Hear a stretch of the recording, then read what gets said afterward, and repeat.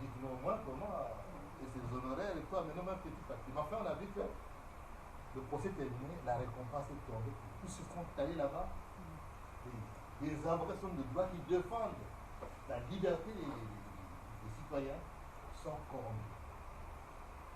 Donc, pour ne pas trop loin, l'État, le pays est malade. L'économie, le social, la culture, le sport, les services, tout. Et les citoyens congolais, croyez-moi, je disais Jean-Noël le plus tôt, quand tu es là, toi tu es un petit moyen, nous qui avons été à l'école, on était quand même ancien ministre, bon, on a un petit, mais je vous assure, quand tu vas autour de toi, dans le quartier, comment les gens vivent, parfumés, mais Dieu, comment ils s'en sortent? Au marché, tu vois la maman qui vend les. Vous connaissez la situation, je ne vais pas vous dire. Mais pour ceux qui sont depuis plus longtemps, mais une maman qui est là depuis 8 heures, sous le soleil accablant, jusqu'à 17h, 18h pour rentrer à la maison. Mais qui fait comme recette 2000 francs. Et encore, c'est les 2000 francs. Voilà à quoi sort le livre. Quant aux jeunes dans les quartiers, et les quartiers, je prends ma voiture, je me balade, à Pointe-Noire, je ne m'arrête pas. Parce que l'insécurité. Les jeunes qui, dès 10 heures, ont déjà pris leur petit. Bref, ce premier point, c'était vous donner l'état du pays. Maintenant, quelle est l'alternative? J'ai dit tout à l'heure que toutes les forces d'opposition, les forces de l'alternance, qui est en exil, ont tous été favorisés. Là, j'ai dans la plupart de ces compatriotes commencé à un, sont partis. Les sont partis. Ils n'ont pas été acquittés il n'y a pas longtemps. Bon. Alors, regarde cette nouvelle. Là, c'est une génération qui monte. Mais celle qui monte est déjà elle-même prise en charge par le système. Ah oui.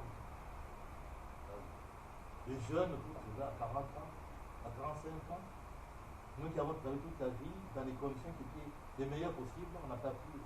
Mais tu vois un jeune qui roule dans une voiture qui coûte 75 millions, un 4x4, et tu te dis à grand, si tu as un conteneur en douane, je peux te le faire sortir. Quand tu vois, il a 27 ans, il a 28 ans. Voilà où on a réduit la jeunesse. Les jeunes sont des millionnaires, des riches, par les basses besognes. Ils sont au service d'un système.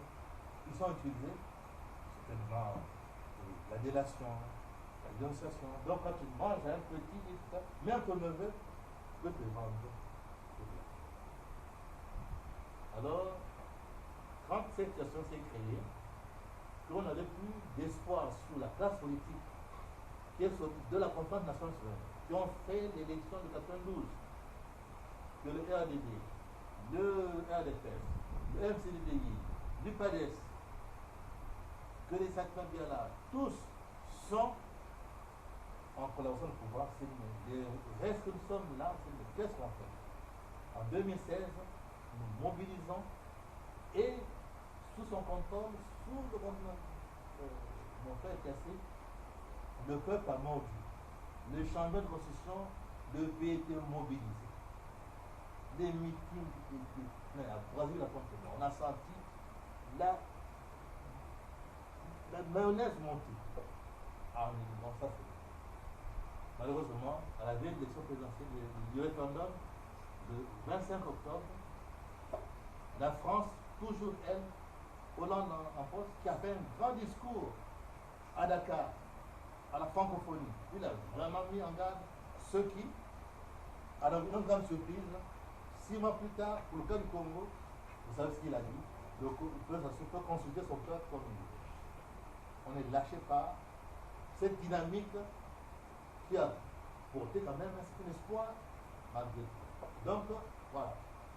Mais dès que le président Hollande a fait son switch sur le perron de l'Élysée, le lendemain, le chef d'état-major général, l'actuel, qui a été reconnu, Jean Okoye, prend position pour dire au nom de l'armée soutient le changement de constitution.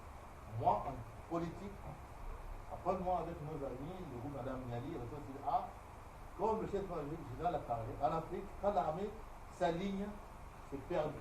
Effectivement, le référendum a eu lieu, le peuple s'est soulevé. Près de 20 morts à Pointe-Noire, on a tiré.